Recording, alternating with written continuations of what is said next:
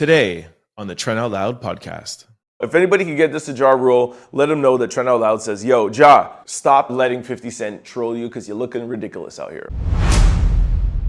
What up? It's your boy Trent Out Loud, and I'm back with another episode. All right, I got a good show set up for you guys today. I got one lead story. We're going to talk about Justin Combs and Diddy. Then we got everyone's favorite quick news, Ja Rule, 50 Cent, Don Lemon is back in the news again, and more in quick news. Then we're going to get to question of the day. I got a really good question of the day. And then, of course, we're going to tackle sports news.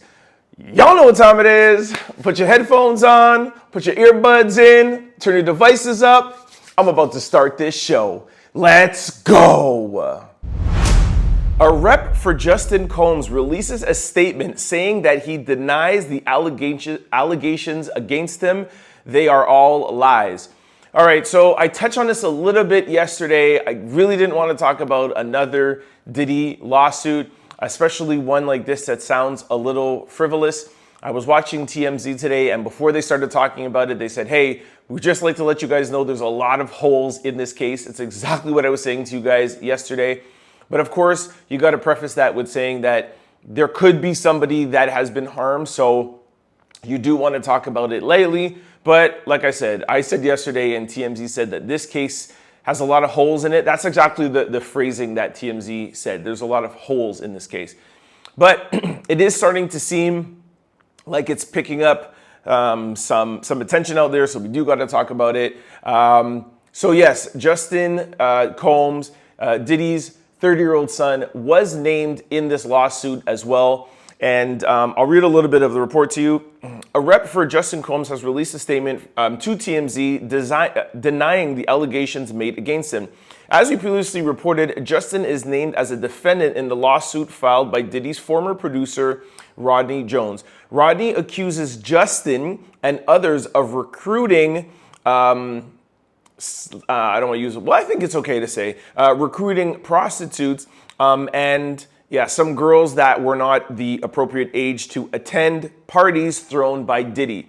So this guy, Rodney Jones, is saying that Diddy used his son to get him girls that were not of the appropriate age and some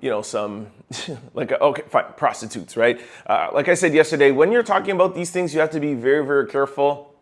As a content creator, YouTube will flag you. That's one of the reasons why I don't like talking about these stories, because I got to use these words to kind of like go around them.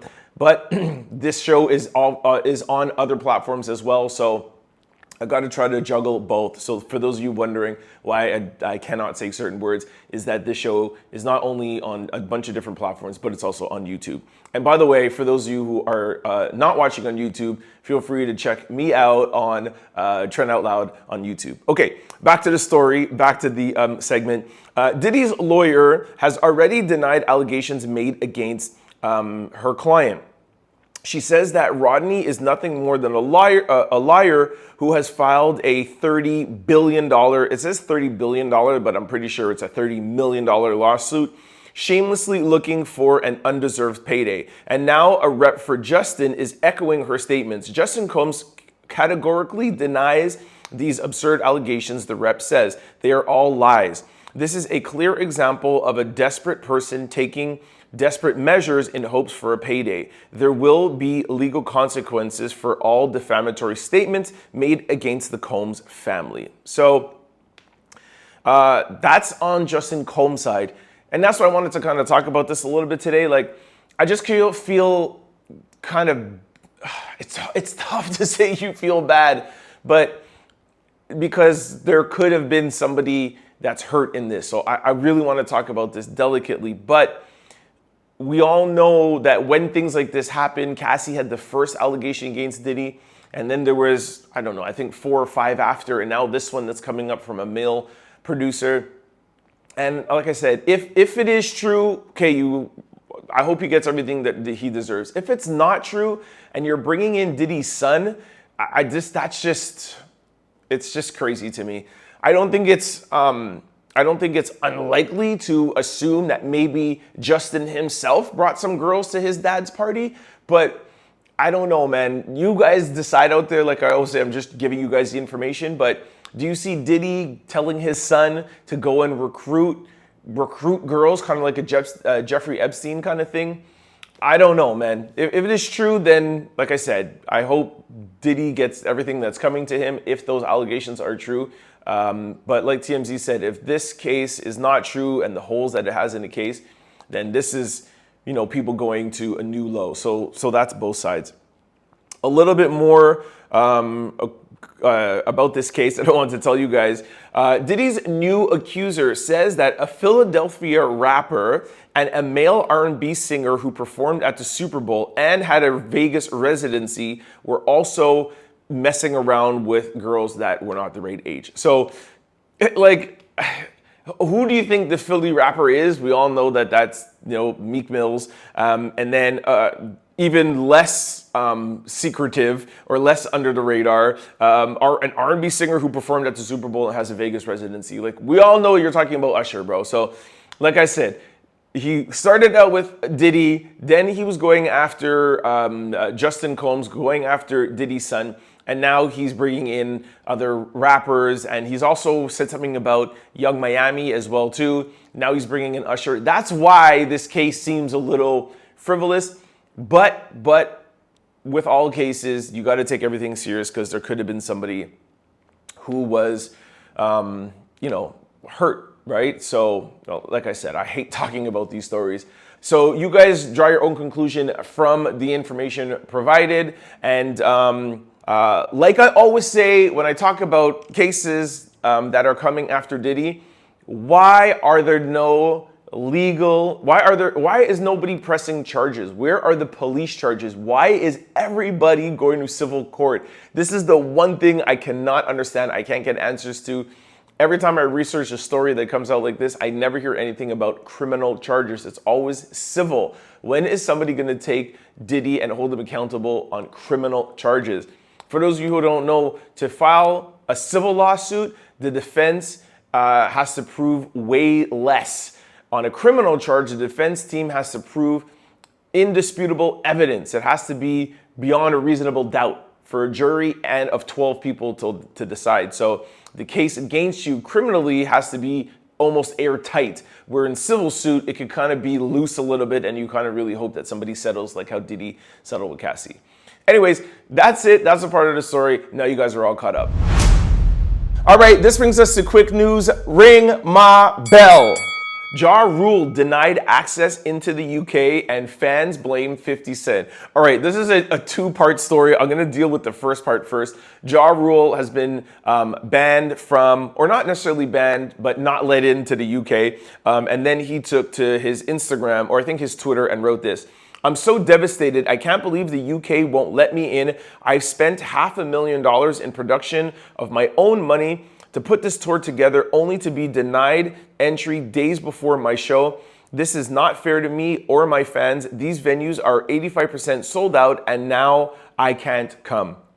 Then he went on to say, the UK is one of the few European countries that restrict entry to people with criminal records. In general, you are likely to be denied entry if you have been convicted of a crime punishable by 23 months or more under the British law and serve more than 12 months in jail. So that was Ja Rule's cry out to the UK of like, listen, I want to come out there. I spent $500,000. They're denied entry.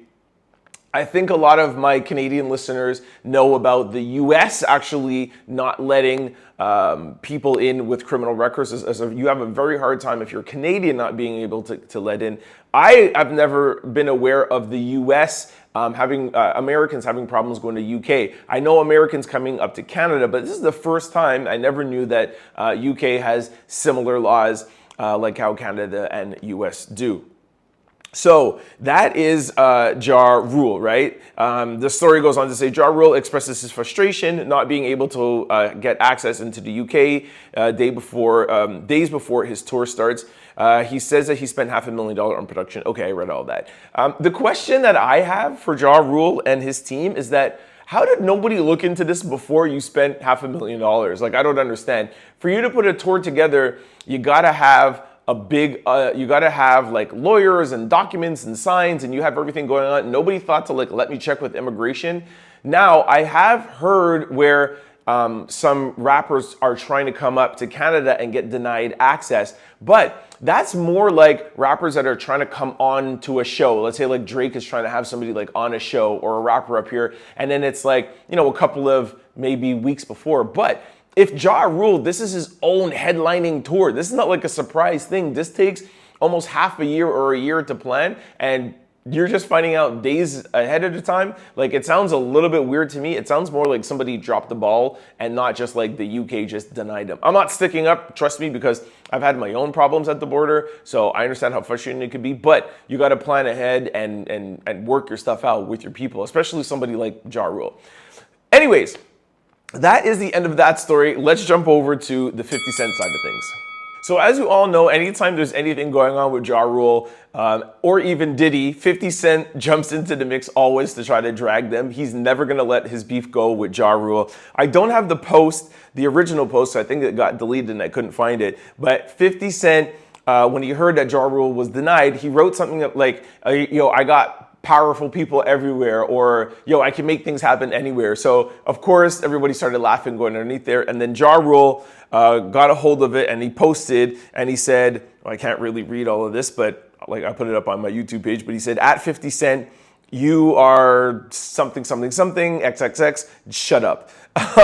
And then everybody started being like, oh my gosh, did 50 Cent really block Ja Rule from coming out? And then 50 reposted and said, ha ha ha, I didn't have nothing to do with this not getting in, laugh out loud. So of course, like I said, 50 Cent is not going to waste any time dragging Ja Rule, but he did come out and say that he was trolling, he had nothing to do with it.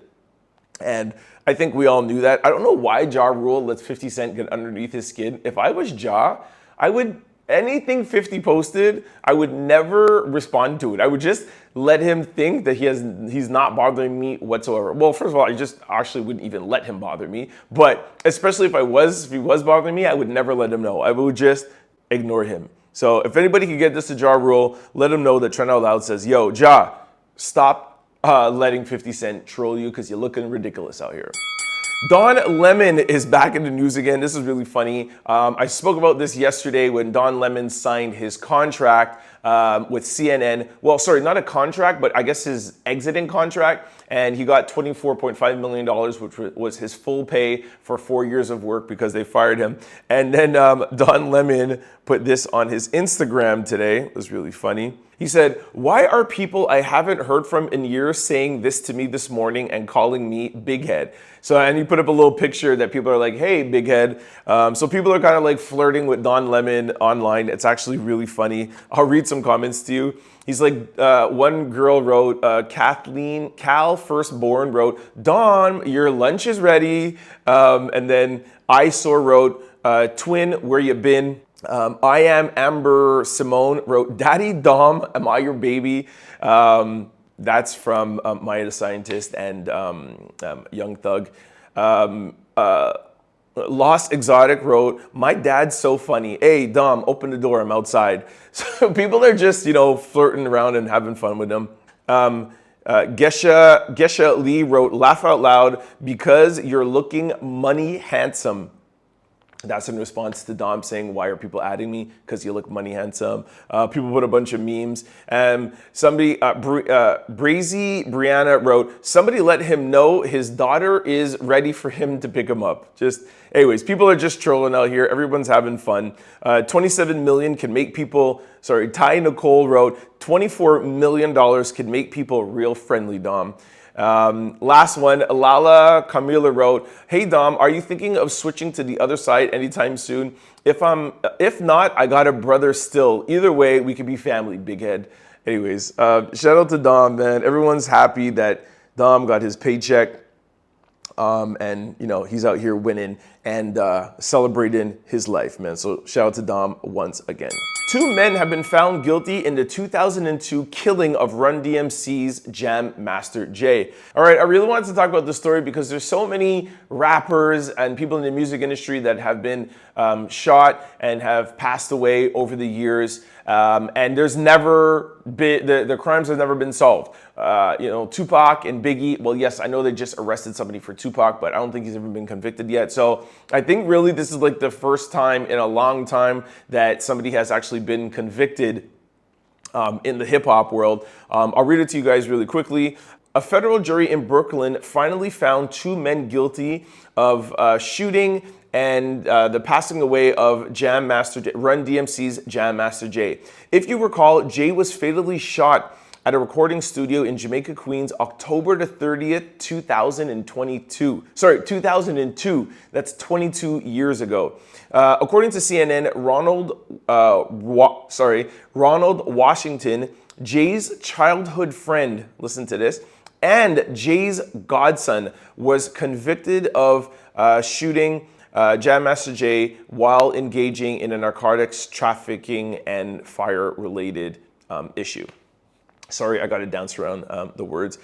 Reports say that the defendants were going to be cut out of a lucrative drug deal because of a drug dealer later identified, etc. They declined to work with Mr. Washington. So Jam Master Jay was cutting out one of his childhood friends and his godson out of a drug deal, and that's why they came to do what they did. And Jam Master Jay's family has come out and denied this and said that he was never involved in drugs. But regardless if that story is true with the drugs or not, the point is that 2 people have been convicted and found guilty.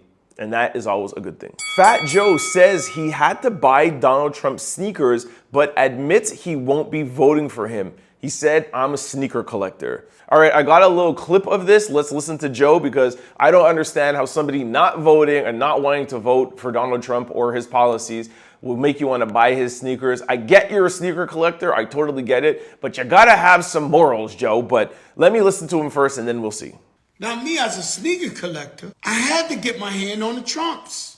I have thousands and thousands and thousands pair of sneakers. Show them the box first, what it says. It's friends and family, there's only 50 of these. Once again, I'm not a Trumper. I dislike Trump. I'm not voting for him, not now, not never. But I'm a sneaker collector into the art, so I had to find these. Yo, I gotta disagree with you on this one, Fat Joe. And Fat Joe's a good dude, by the way. I've met Fat Joe, I think once. He has a Nike account, so I've seen him on a couple of Nike meetings. But to talk about his thinking behind it, and this is also coming from somebody who's been in the sneaker industry, and I think I talked about this yesterday. I think this is the second day in a row we're talking about that. But for those of you who don't know, I own and build a sneaker boutique in Canada, a national brand, so I know everything about the sneaker community. And Joe, I disagree with you with this, man. Sorry, you're my guy still, but disagree with you. I get the friends and family, the Jordan, the this, the that, whatever. You're a sneaker collector. I get it. I heard there was actually 5,000 of these friends and family made, not 50 pairs, but. 2 things. This was just a quick release for him to go to SneakerCon or whatever, and they're gonna get 5,000. Sorry, there was 5,000 made from what I heard, and what they're selling now on their website is just pre-orders. So kind of like what Nike would do, or like as an account holder, you'd place an order, and then you manufacture the shoes, and they're gonna come out. So those gold Trump shoes. And let's say he sells 1 million pairs, which he won't. They're going to produce 1 million pairs, and they're going to ship out in, I think, September or October. So by September, October, they're going to be all over the streets, and there's going to be no value left in the ones that you have. I understand that it's a friends and family one that you have, so you could say you have the first ones before it comes out. But you know that as soon as it comes out and it's produced, it's not only 50 more. You know the price is going to plummet. So that's the first thing from a pricing standpoint. Second of all, I get being a sneaker collector, and I get having something that's limited in friends and family, but how could you say you're not a Trumper and you went to say you dislike him, you dislike his policies? I don't know. I couldn't do something like that, man. I don't want something in my collection, and Joe holds his sneaker collection near and dear to his heart. Like I told you, he has a Nike account. Joe has a store. Joe's a legendary rapper. You know what I'm saying? Like legendary street New York rapper, and he is OG with his sneaker game, man. So to hold your collection that prestigious, and to know that you have a shoe in your collection from somebody who you dislike, that wouldn't be in my collection. That wouldn't be, I don't know how any other sneakerhead feels about it, but yeah, I understand being loyal to the sneaker game, but there's got a time where I think your morals got to trump a collection. That's just my point of view. President Biden was on a talk show and they asked him about his age and he said, first you have to look at the other guy. He's just as old. He's about as old as me, but he can't even remember his wife's name. And then they show a clip of Donald Trump calling his wife Melania Mercedes. And then underneath the clip, it said, you won't see this reported on Fox News or the New York Times because they're all too busy calling out Biden's old age. This should be a much bigger story. So this is the reason why I wanted to put this on the podcast today. And anytime Biden does one little thing that looks old, he gets dragged out there. And I just thought it was funny that Donald Trump is always getting at him. And like they said, the New York Times and who else did they say? New York Times. Oh, yeah, and Fox News. And Donald Trump is on stage talking to his wife and calling his wife Mercedes. I thought that was funny and I wanted to put it out there for you guys. My wife, our great first lady, she was a great first. People loved her. Oh, look at that. Wow. Mercedes, that's pretty good. I actually think both of them are too old. Donald Trump does seem like his cognitive behavior and speech is a little bit better than Biden's, even though that he had a slip of a tongue. I don't know how you call your wife another name, but I do agree with this guy asking the question. Sorry, I don't even know the guy's talk show it was on. I just got a clip and it didn't say who was on, but shout out to the talk show host. But yeah, I just thought it was funny and that no one's talking about it, so I wanted to put it out there on my little show. Hopefully somebody picks it up. All right, this brings us to question of the day. And today my question is, what do you really want right now? This is a way to kind of manifest what you want. I got to jump right into the comment section. So Chris Smith 82 wrote, I'm done manifesting, time to scam. That's hilarious. I think he's just joking, but don't scam out there, y'all. Mac Model Management wrote financial freedom. Melpo wrote winning lottery numbers. Chanel Nicole 184 wrote financial freedom, a house, and healthy love life. CMSCR, I don't know what that spells. 815 wrote good bills for health and for my parents. Sorry, good bill. Oh, a good bill of health for my parents. Sorry. I am Keisha wrote $100 million and my mom back. Oh, okay, that's sad. I don't know how you mix money in there with your mom passing away, but whatever. Misha Sandwell wrote my own travel buddy. And then Angela wrote financial freedom, healthy love life, stability, and peace. All right, so I thought those were kind of cute. Everybody pretty much said the same thing. What do I really want right now? What is something I really, really want right now that I can manifest it?